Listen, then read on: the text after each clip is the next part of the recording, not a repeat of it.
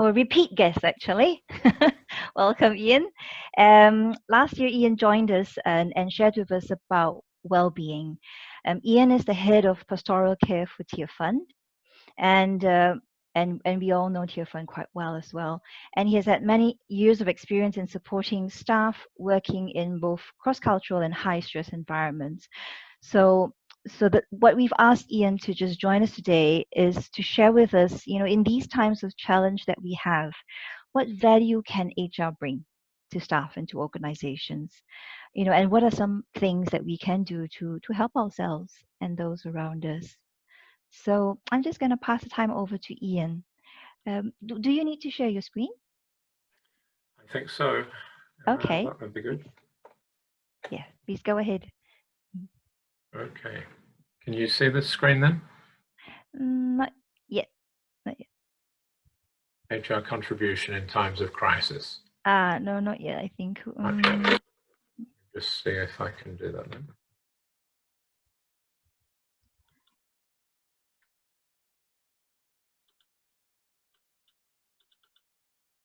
Is that good? All right. Yes, we see it now. Thank you. Very good. Okay, I guess we're all getting used to technology, and some of us are more used to it than others. So thank you so much for your welcome today. I think we have about 10 minutes, and then we'll have a few questions, and then that will take us to around 15. Okay? So I'm Ian, and as has been said, I work with Tearfund. I also work with a mission agency called OM here in the UK. And so our question is, in times of challenge, what value can HR bring to staff and organizations? I don't know if you've thought about this. I would not claim to be an HR specialist or an HR professional. I have, osmosis, where you stand next to people for long enough, you pick up what they do. But I asked some of my colleagues in Tearfund what they would say is our unique contribution, or how we do that. I do hope you can see this, some of the pictures on the side as well, but still. So my colleagues in Tearfund, they said, well, we bring structure, we bring support and clarity. We provide a people focus in what we do, and then we really help the leaders to work their way through stuff. Leaders have the responsibility to lead, but they often don't know how to do that when there's a people component to it. So we really need to look at the impact that is taking place on our staff and figure out how we can support them. There are legal implications which many leaders are not aware of, neither are the workers. They have no idea what they can and can't do necessarily. So we need to be up to speed with our nation and the international law and all of those implications. And the overall picture is to take care of the people that we've got in our care. So in any organization, the corporate priorities in times of crisis are to look out for the people, that is, we're at the onset of the crisis and during the crisis and after the crisis as well, to ensure that they're doing well. The maintenance of people, they're our greatest asset. I don't like the asset terminology too much, but still, there we go. It's how it is. So we also need to preserve our reputation, and how we deal with our people will be what people remember afterwards. And if we're acting without integrity, if we're careless, that is the lasting memory that people will have from us. So it's very important that we preserve our reputation. People first, reputation second, and we preserve our assets. That's our vehicles, our buildings, and our money. Things like that are way down the list. They come third. So people are our priority. I was reading an article just last night, and the idea is that in a crisis, HR professionals take the lead. They must lead. Sometimes they don't have the position, but they will have the responsibility. And it's important when everybody's running away from the fire or the disaster, we run into it. We take the responsibility to get there and take control and just bring that sense of calm and a sense of things being under control. Really important that we remain steady, we are principled, and we can give accurate and direct instructions to those that we are responsible for. Absolutely key that we remember to take the lead. Now, you can lead others downwards, we're aware of that, but we need to lead our peers and we need to lead upwards as well, and ensure that we are giving accurate instructions and guidance and limitations to some of our leaders too, who might be doing all sorts of stuff which is not wise in this situation. So leading is absolutely vital. We really need to have prepared. So I think being able to work together with our health and safety people and with our well-being officers to manage our risk, to anticipate what our risks may be. I'm sure that when the majority of the public heard about COVID-19, they were not prepared. They thought this would never affect them. But the practical reality is that this had been worked out in scenarios well before. In the process, many governments have underreacted, they've been slow to respond, they've minimized the impact that was likely, and the health professionals have been having a very hard time, haven't they, to bring home the gravity of this situation to many people. So we can create our own risk register together with the other people who are dealing with compliance and dealing with our health and safety and security people. We can create that risk register that we've anticipated what it's going to be, the overall risk, the gross risk, and the net risk when we've factored in our mitigating steps when they're in place. And anything, if you have a RAG rating, a red, amber, or green rating, you want to bring many of those things down. But in a disaster, in a real crisis, you cannot avoid death or mass destruction of property or communications or whatever. You have to have a strategy that will do as much as you can, but you will never be able to eradicate those things. But being able to get going. This is slightly off-piste, but HR is right at the center of this, because we're providing the capacity for our organization to meet the people needs in that crisis, to having our safe rooms, to having our assembly points outside of buildings, or our evacuation plans in place if we're in trouble like that. And then what are we going to do? We communicate those strategies, and we communicate our contingency plans as well. They need to be accessible and known, and we can train for those things as well. So it's all linked into that sort of preparedness.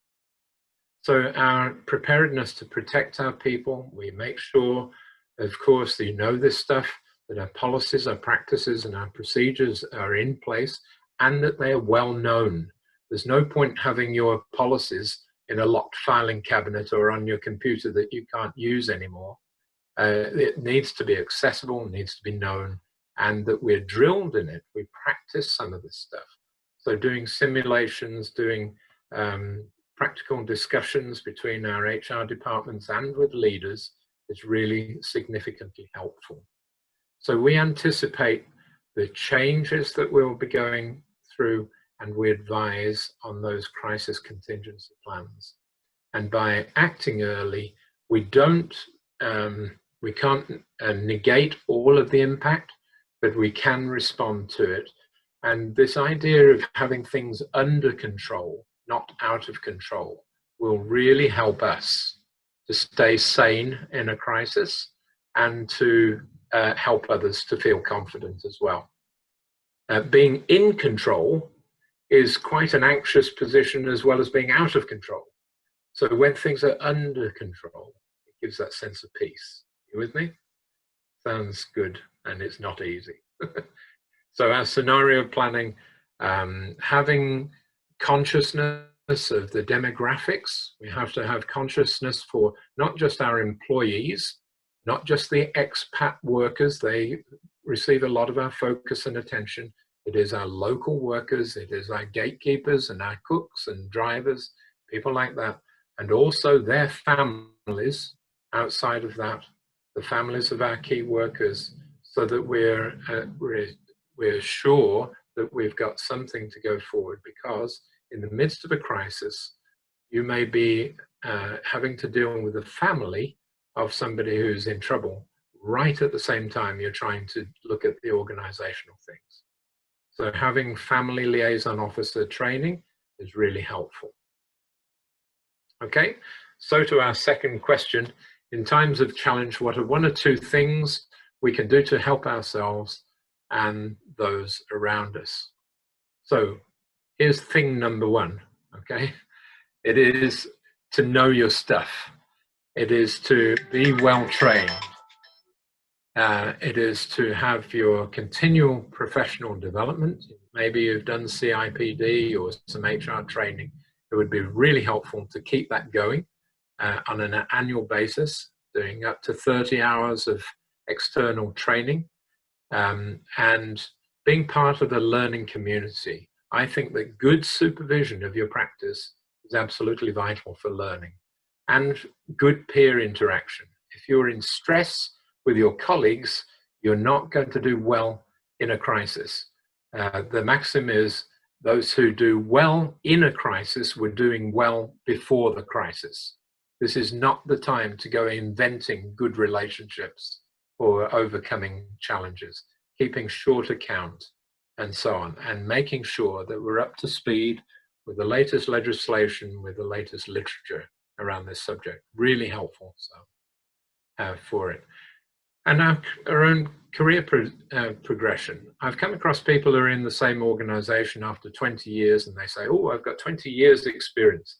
And I say, is that true? Or do you have 20 times 1 year's experience? Are you just doing the same old, because you have not taken the initiative, or your organization doesn't give you that freedom to progress? There is a school of thought which says that you need to progress. If your own agency is too small to give you some career progression, maybe think of going on a secondment to another organization to get some experience just for a few months and then bring that back in. So there's a career progression there, and it isn't easy, but we need to take the initiative to improve. So our ongoing development is absolutely vital if we're to be effective in a crisis. And the thing number two is this, our self-care and our mutual care. So you can't take care of others if you're not taking care of yourself. And so if you like acronyms and acrostics, here's one. I'm wearing specs. I see some of us on the screen are wearing spectacles as well, our glasses. And this is SPECS. And this is spiritually, we look after ourselves. There's lots of evidence to say that those who pray, those who meditate from any faith position are in a better situation than those who don't.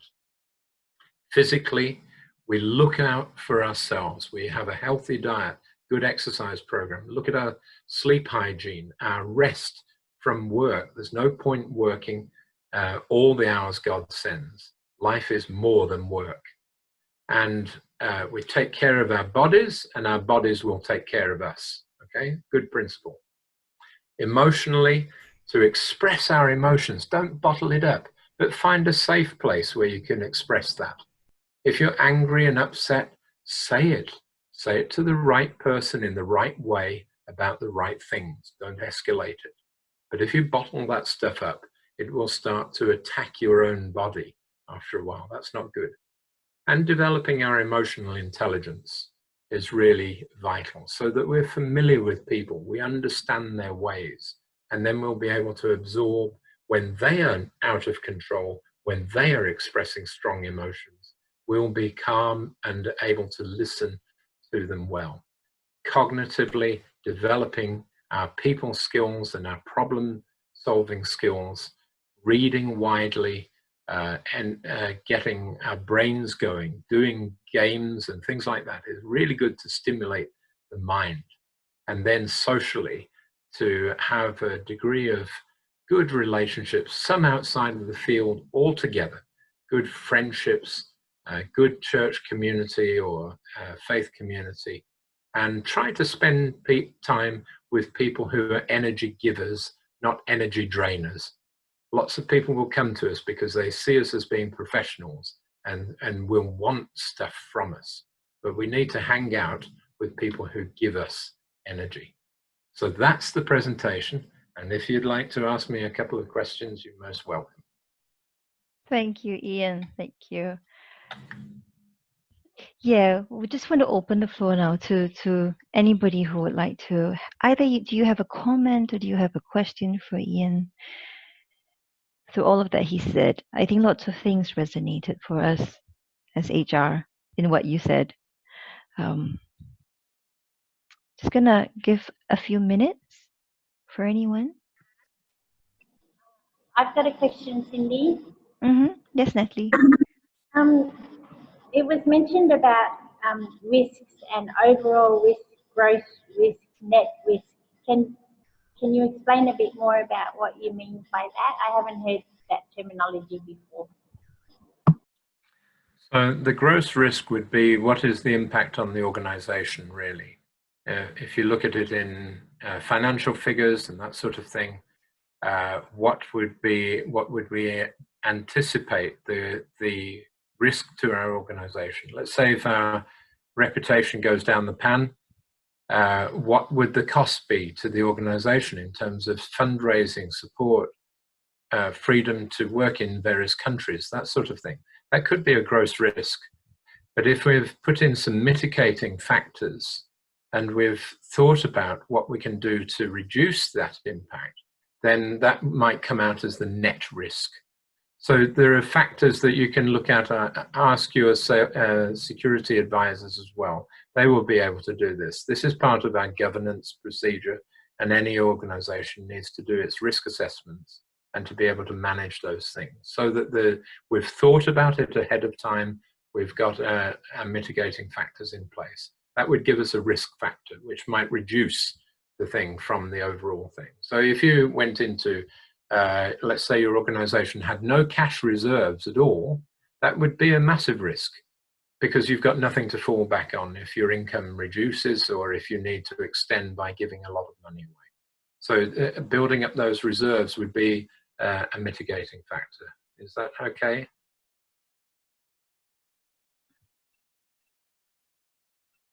Yeah, it sounds good. It sounds good to us and really clear. Natalie, you wanted to say something? No, all good. Thanks. Okay, thank you. I think we have time for just one more question or a comment for Ian. Does anybody have that?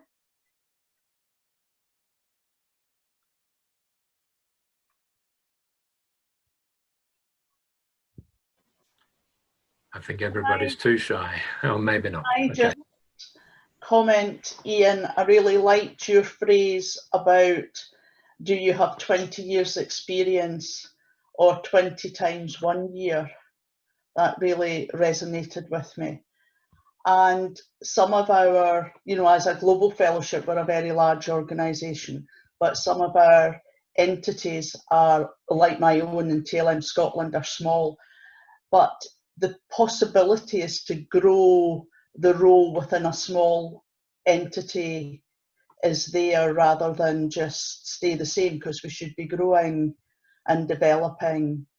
And I think you would agree that it's essential that even in a crisis that we develop our people and continue to grow, that in times of crisis it's even almost more important to take time out so that actually you're not perhaps changing your job title, but you're actually growing your ability and growing your experience and developing, and that is possible within a small organisation as well, with the right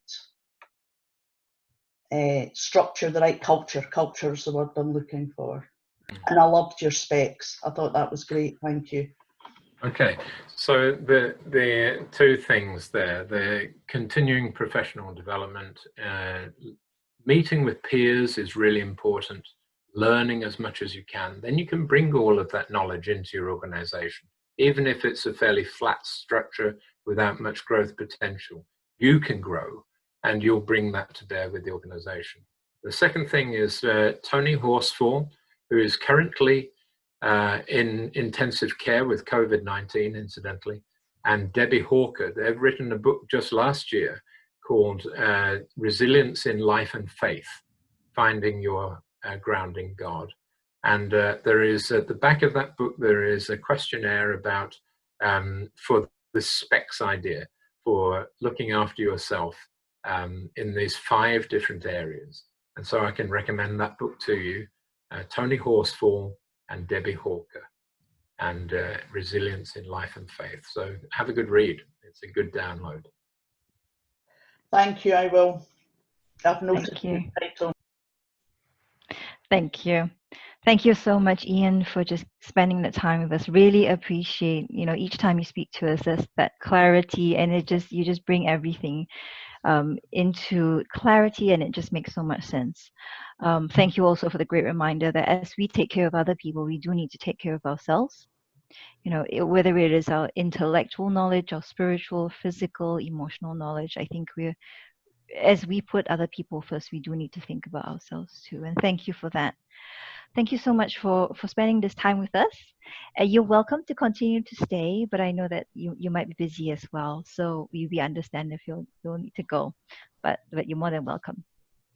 You're welcome to my time, and God bless you all. And if anybody wants to correspond with me, you're welcome to do that.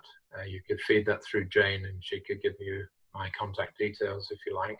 And I've shared the PDF of this presentation, which will go around the group later on. Okay? Definitely. God bless you all. Thank you. God Bye. bless. Thank you.